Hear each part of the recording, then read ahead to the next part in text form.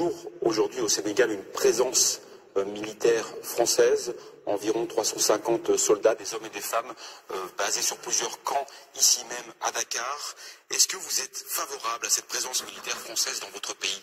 Est-ce qu'en tant que Français, vous envisagez de nous voir dans votre pays avec des chars ou avec des véhicules militaires, des militaires sénégalais avec les tenues sénégalaises, comme ça parce que sur le plan historique, la France a esclavagisé, a colonisé et est restée. Évidemment, je pense que quand vous inversez un peu les rôles, vous concevrez très mal qu'une autre armée, la Chine, la Russie, le Sénégal ou n'importe quel autre pays puisse avoir une base militaire en France. Donc les soldats français doivent partir? Il n'y a pas encore de délai de rigueur par rapport à ça, et si ça doit être fait, cela sera dit aux autorités françaises qui en auront la primeur et suivant les calendriers établis.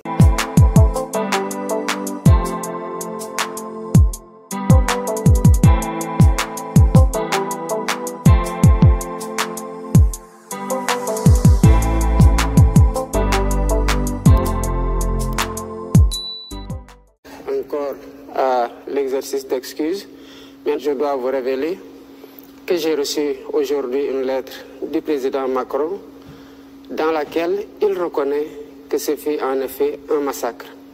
Ce pas consistant à reconnaître que c'est un massacre doit ouvrir la porte à une collaboration parfaite pour la manifestation de toute la vérité sur ce douloureux événement de Thiaroye.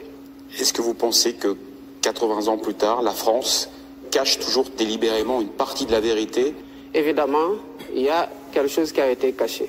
On a régulièrement cherché à mettre une chape de plomb sur cette histoire-là et nous pensons que pour cette fois, l'engagement de la France sera total, qu'elle sera franche et collaborative et qu'elle sera entière aussi dans cette collaboration-là.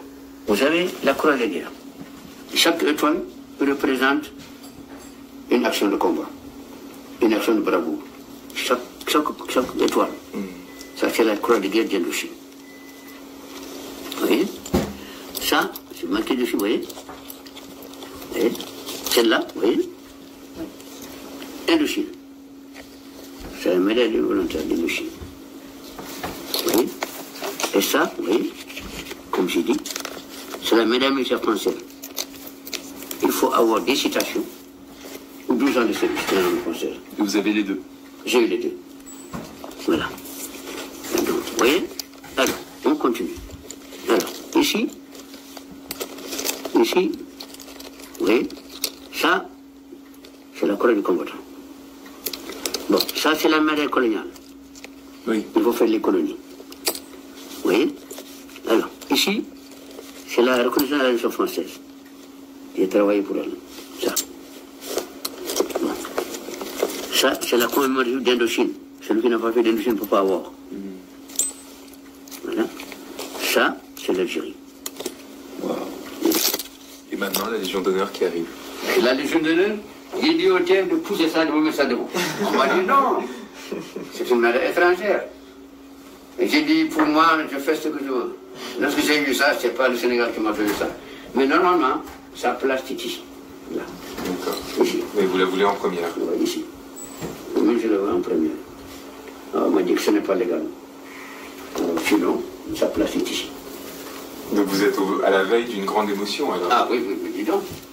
Surtout que je risque de renaître là-bas. Hein. Alors, vous restez dans l'armée jusqu'en 60? Dans l'armée jusqu'en 60. Et là, vous devez prendre une décision. En 60, mes chefs, qui étaient tous de Didi, qui m'estimaient toujours beaucoup.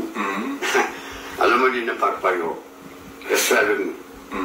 Les Français restent avec nous, vous allez être français, on va faire vos papiers, vous n'allez que signer, j'ai dit non, je vais rejoindre mon armée. Là où j'ai commis l'erreur, inoubliable, parce que j'ai quitté un corps qui m'a élevé depuis 8-9 ans, j'ai quitté par sympathie de mon pays, c'est un fait. Mais j'aurais dû servir mon pays sans l'armée française. J'ai officier. Je suis parti sur un chef. Alors, j'ai levé la main pour rejoindre l'armée sénégalaise. L'armée sénégalaise, j'ai continué à encadrer. Comme je suis un peu enseignant, champ d'instruction.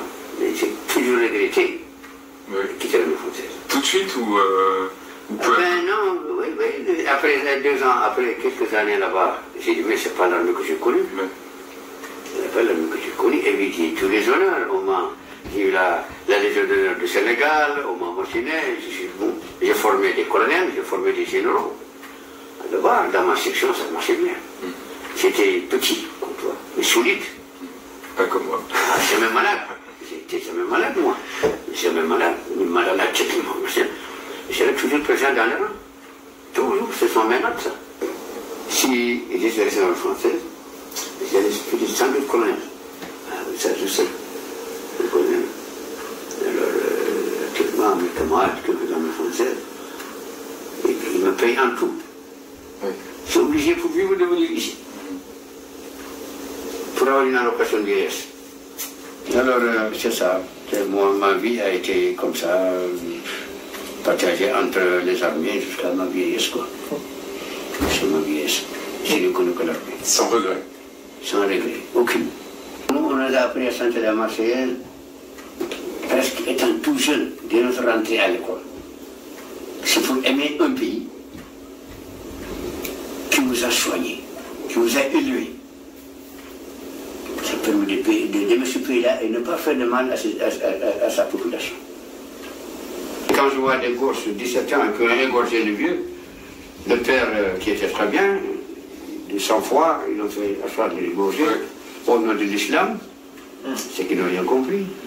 Parce que nous, nos maîtres, nous on avait des institutions civiles.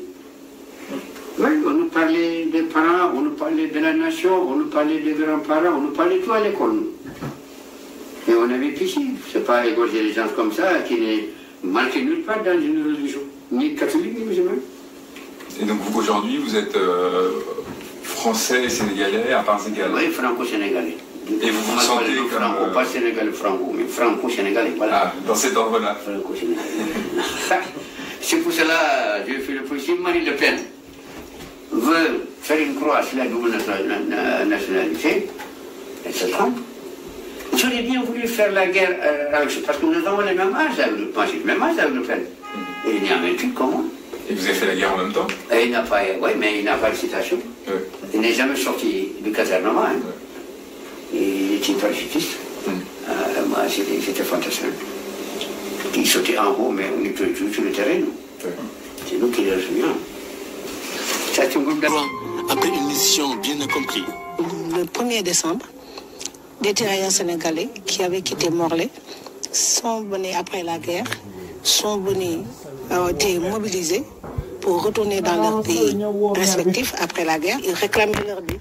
Et au retour, ici, en débarquant également à Dakar, avant de regagner les pays respectifs, ils ont relancé cette demande et c'est à la suite maintenant qu'ils ont été massacrés d'après la version officielle parce que simplement ils réclamaient ce qui leur était dû.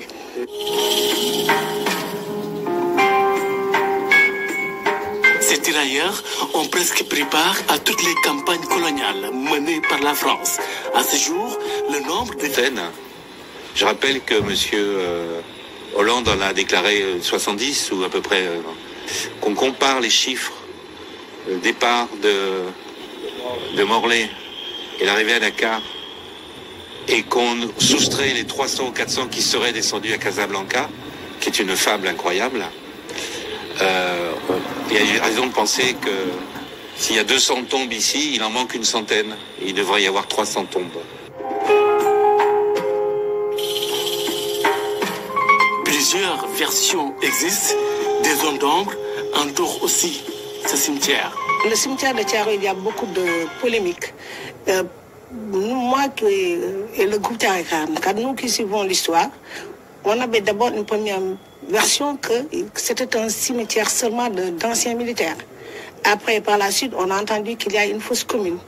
Et plusieurs versions, les versions qui changent, tous disent que bon, est-ce que c'est un mémorial? En tout cas, les gens à Thiaroye pensent que le lieu où sont enterrés les tirailleurs sénégalais qui sont massacrés n'est pas encore défini.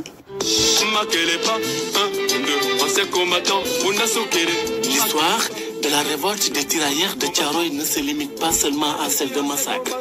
C'est une histoire de non-reconnaissance des soldats africains dans la libération de la France. Un tirailleur qui était déclaré, qui avait la Légion d'honneur, qui avait la Croix de guerre, dont la poitrine était couverte de décorations, m'expliquait que tous les 6 mois, il était obligé de se présenter au consulat de France avec un journal, avec la date, pour montrer qu'il existait toujours, pour pouvoir toucher sa pension.